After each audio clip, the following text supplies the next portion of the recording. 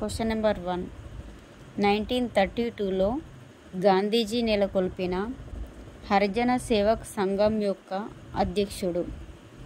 Answer GD Birla. Question number 2. East India అసోసియేషన్ను స్థాపించింది ఎవరు? Answer Dadabhai Naoroji.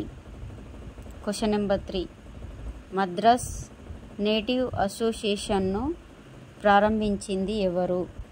Answer Gajula Lakshmi Narasu Shetty. Question number 4.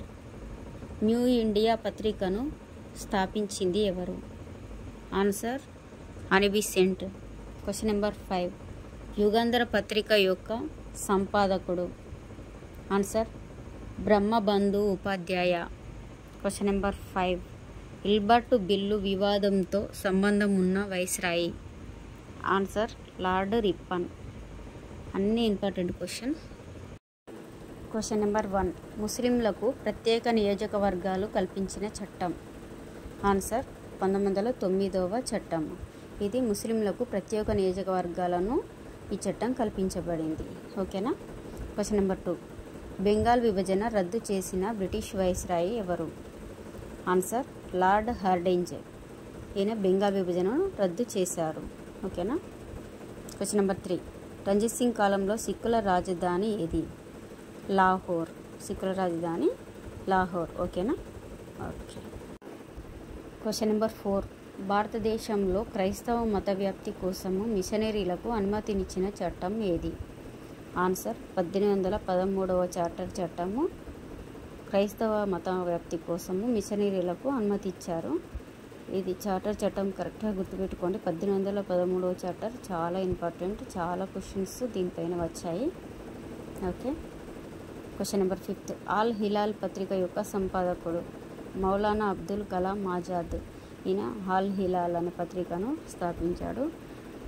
Question number 6. 1919 independent పత్రికను ప్రారంభించింది ఎవరు? మోతీలాల్ నెహ్రూ. ఇది ఇయర్ అయినా అడగవచ్చు, పత్రిక నేమ్ అయినా అడగవచ్చు, మోతీలాల్ నెహ్రూ నేమ్ అయినా అడగవచ్చు. ఇంపార్టెంట్ క్వశ్చన్, బాగా గుర్తుపెట్టుకోండి. ఓకేనా. Question number 1.